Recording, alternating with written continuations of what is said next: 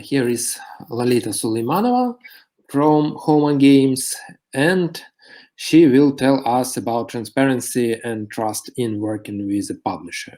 So, Lolita, you're welcome. Thank you so much. Well, welcome everyone who connected. It's great to see you here. It's my honor. As presented, my name is Lolita. Everybody calls me publishing manager, and today I'm going to talk about transparency and trust in working with a publisher. I work for Homa Games. So let me give you some more information about us. We're a mobile game studio and a publisher distributing apps worldwide. We're right now based in 3 cities. It's Paris, Lisbon, and Toulouse, and we're around 80 plus people. Let's go. Let me introduce you a little bit to the topic of what I'm going to talk about, so you understand a bit the situation and you can imagine yourself. So here it goes. This is you. You're a developer with the right mindset and right skills. You're ready to publish hits. But you're, of course, wondering with which publisher you want to work. And if you have the right mindset and right skills, a lot of publishers wants to work with you. And a lot of them will have really great arguments in order to make you work with them. So for example, you already identified the publisher with the best payment per prototype, best revenue share, and the publisher that has a really nice, good portfolio. You believe that this publisher will bring your business to success. And right now, it all comes down to trusting this publisher. Trust, you say? Well, how then do you know that this publisher is trustworthy? And indeed, this is the question that we see a lot on the forums about game publishing, especially in hyper-casual. How do you measure trust? How do you know that, the publisher is trustworthy? And one of the best ways to know it is to look at the publisher's policy on transparency. And this will be the content of my presentation today. I will try to explain you and give you the answers to the questions that are mostly asked on the forums, like what should be shared and what shouldn't by the publisher and by the studio, and what is good, well-known practices in the industry, but what are the red flags in working with a publisher. I'll not only try to answer these questions, but give you the knowledge and tools and practices that you can answer yourself while meeting, for example, publisher for the first time, or trying a new publisher, and then happy to answer your questions, of course. So let's start with transparency in publishing. As a rule of thumb, of course, you should work with a publisher who has no problems in being transparent, who shares the knowledge, who can clarify some terms that are not very understandable for you at the first glance, even in fifth glance. That's kind of given, right? But here you should take a bit more caution about the publisher who, for example, overshares information that can breach some privacy of other parties, right? Especially when it's studios, because if the publisher is ready to spill the beans about other studio, they might be doing this same with you. So this is how I'm going to be explaining transparency further. I will give you some situations and situations that you have to take a bit caution of. So let's jump into legal terms. We are starting with some like inevitable topic. It's the most binding topic, but you shouldn't be afraid to talk about this topic if you're working with the right publisher, because a good publisher will put a lot of effort and resources into making a contract that protects not only a publisher, but both parties. And at this stage, to not create negative situations, bad surprises, and situations where you feel the trust is not right, you should pay a lot of attention into the terms that's written in the contract. For example, prototype. Prototype takes a whole new meaning when it's written, in black on white in the contract. Now it's a legal meaning, prototype. So you should really talk to the publisher and clarify what is a prototype by the contract. How many levels are expected, which SDKs are needed, for example, the visual quality expected from a prototype. Because it's totally okay, and it's a right for the publisher to reject the prototype and possibly its payment if it's not reaching the required terms that we put in the prototype, but only if it was clarified, presented to you, and you're 100% aware what is required by the term prototype, and that it's clearly you can see and the publisher can see that what you're presenting is not reaching this kind of requirements. Next will be a financial deal, which is kind of in the same category.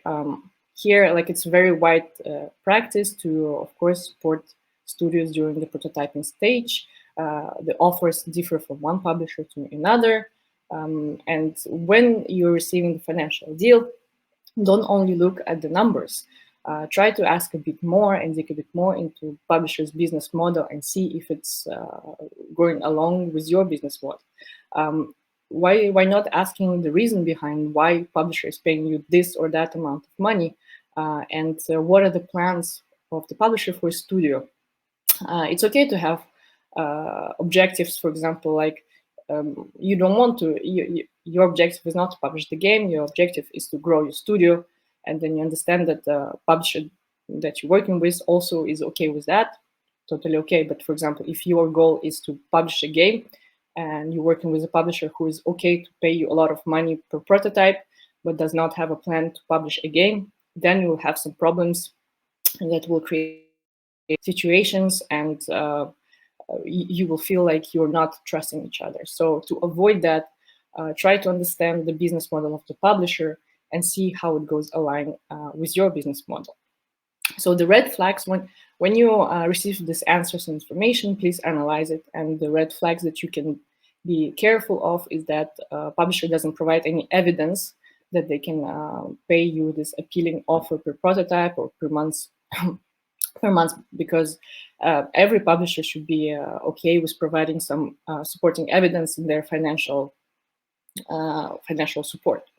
Another, for example, red flag could be there is an appealing offer per prototype, per monthly, but there's no kind of plan or strategy in order to achieve your mutual goals, for example, publish a game. All right. And if you have any questions afterwards, sorry, I'm running quite fast, please let me know in the chat maybe, and then I'll answer a bit later. So we'll go in transparency in processes. Processes is very important because process is actually like a road to success from the moment you sign the contract to the moment that you are publishing the game and afterwards. That's why you really need to know about the publisher's organization, skills, and their processes. So, for example, you really need to know how your project is going to be treated internally in order to, again, avoid some negative situations and bad surprises in the future. And I will give you a bit more examples a bit later. For example, which KPIs you should reach to for your games to be published, what internal resources will a publisher put into support your game, support your project, what teams, and what kind of communication you will receive while working with the publisher throughout this process. And to give you a bit more information, like an example of the process that can be totally okay, but if not handled properly on the level of proper transparency, can lead to some weird situations that can be perceived as like breach of trust, breach of transparency, which is just avoidable if you do right things in the beginning. For example, it's a widespread, again, practice to share identifiable trend, idea, concept from the market and spread it to several studios. So several studios work on this concept. The concept is a bit it's not precise, it's vague, so every studio brings their own take on this idea, so the projects look different. And the strategy being already implemented by several publishers, and it works. It brought some hits to the market for in the past, I would say. And it's totally okay to the publisher to give you the concept that another studio as well is working on, but only if you are aware of it and you agree to it. Otherwise, you would say that the publisher tricked you, and it will create, again, some kind of breach of trust, which is totally avoidable if you set the processes very straight and clear before you start working with the publisher. So yeah, if we move to knowledge, So knowledge is always symbiotic relationship, because in order to achieve like the ultimate goal, the ultimate objective, you have to invest in each other, in both parties. The knowledge that you have on your side, because studios have some great knowledge that publishers don't possess, and of course vice versa. But in knowledge, the basic transparency, the right to transparency that you as a studio have, is to receive all the knowledge that were acquired from your games. For example, when you test the game, you should have it's a basic rule that you have all the access to all the KPIs that the games have. For example, which is very easy to have, is like access to the dashboard. So if, unfortunately, it's a big red flag if you have a publisher who rejects your game and doesn't disclose the KPIs, because it's your basic right as a studio to have all the knowledge obtained from your game to be shared with you. A bit more knowledge, it's a bit different, but so publishers have kind of two different types of knowledge that they possess. First is that everything that's related to your product, everything that's will make your game more marketable, that will give more potential to reach certain KPIs. And that's all product-related knowledge that the publisher should share with you, and you have the right to have this information. But on the other side, the publisher also have different kind of knowledge, and it's only to do with our, for example, the publisher competitive advantage on the market. For example, it's on UA, on monetization, and the publisher has the right to kind of not share this information directly with the studio, because it's not going to bring your product, it's not going to help you make your product better. It's just on our side of the publisher to win on the market and be more competitive on, for example, user acquisition market. Concrete example I can give you is this creatives. We do creatives in the house, and usually we have no problems to share the creatives, especially when it was made in a testing phase. But sometimes we can deny this request when it's not, for example, in testing phase, and why it's a right of the publisher, why it's totally okay and shouldn't give you any red flags, is because we are protecting our competitive advantage, our assets. For example, we would not share what caption we used in the creative, what kind of music we put there, what kind of special effect we put, in order to bring this creative from okay creative to the winning creative that scales your game.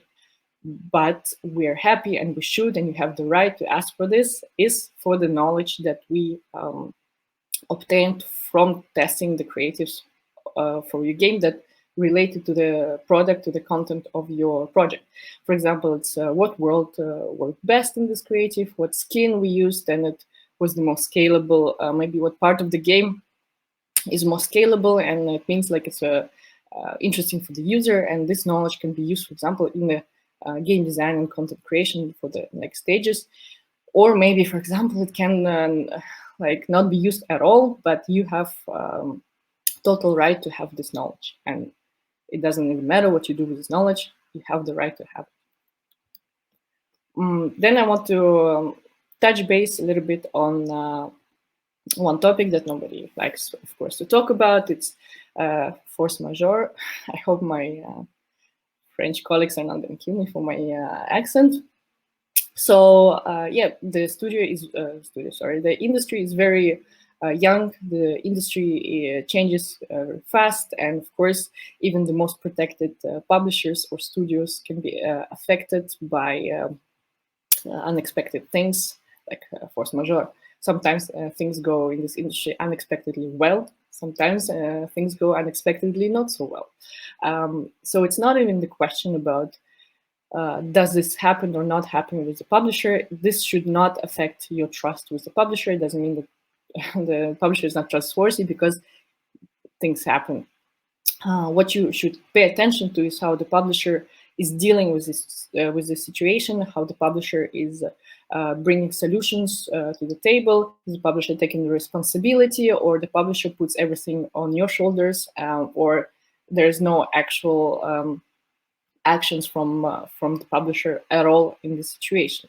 Most important here, it's not only via publisher solutions, but publishers' honest, transparent, and frequent communication about what's going on with your project, what happened, what could be the possible consequences, and what's the solutions for kind of each consequence, and how we're going to support you as a publisher, or what kind of support, for example, we would need from you in order to scale down the situation. But it doesn't mean that the publisher should share every little problem that we're dealing with on a daily basis. Of course, there are many small fires that we're putting out, that we're having under control, and the publisher has total right to kind of not share these small issues with the studio right away, because it will just create unnecessary panic. And this to tell you, for example, if later on you find out that there's something weird happened in the game, the publisher didn't tell you, but it was solved quite quickly. Don't think that the publisher is concealing some information from you and not being transparent. It's just because it doesn't make any good for the publisher to share this small issues with the studio right away, because everything is under control afterwards. But what you should actually pay attention to is if the publisher is keeping you in dark on very impactful issues that will impact the profitability of your project, the health of your project. If you're kept in the dark and it comes to you as a surprise at the end, that of course should be taken as the red flag. And to sum up everything that I just quickly presented to you, so always remember that relevant is the key word in knowledge sharing. So if you are asking for some information from the publisher and it's relevant, the publisher should always be happy and open to share this information and clarify terms. If you're asking for some information that is perceived irrelevant to your product, to the health of your product, the publisher has the right to not share this information. But of course, you as a studio have a right to ask why, and publisher should always have a good explanation why they think it's not okay to share this information with the studio. For example, to sum up, sharing knowledge that directly impacting and improving your product should be shared 100%.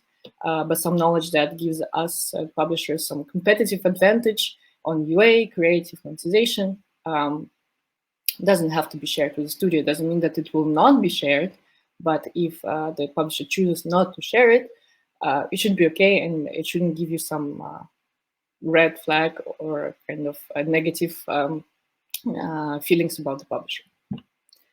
So finishing up with some good practices that you as a studio also can, I think, as well, like most parties should contribute to trust, right? And it's mostly like it's practices that will help you to avoid negative situations in future. Some situations that can be perceived as a breach of trust, but they could have been very avoidable in just these small steps. For example, agreeing on things before committing, working with publishers, like the terms, the requirements, what are the ways out, how you can change maybe some requirements later on, how flexible the contract. Once you agree on the things, it's already a big step into a successful collaboration with a publisher based on trust and transparency. And you as a studio as well, try to follow these agreed processes as much as possible, because once you step out of the process, it's really hard to give the accountability and responsibility to one another party, because it's just outside of the process. And of course, the over-communication is always a remedy to miscommunication. And miscommunication as well is always perceived as the not trustworthy and breach of trust. Make sure to communicate as much as possible with your publisher. Don't keep them in the dark. Give regular updates on your project. Even, for example, if you're stuck, if you have a problem, tell it to the publisher instead of being in the dark. So at the end, you can avoid some negative situations where you don't understand why one project wasn't delivered on time and or the requirements weren't met. As soon as you're both on the same page, this is easily avoidable in the future. So, and it's totally, I want to give you two things that are check marked. Like it's totally okay and welcomed by the publishers when you give the constructive feedback, because we're here to make our collaboration as successful as possible. So don't be afraid to give constructive feedback, of course, to your publisher. But also we as publishers, we put some processes for the studios, but we're always flexible. And don't be afraid to share your best practices. Don't be afraid to tell the publisher, well, we work most efficient this way, and in this way we provide the best product, and this should be and should be and will be considered by a good publisher who wants to reach the mutual goal. I think that's it. Thank you so much.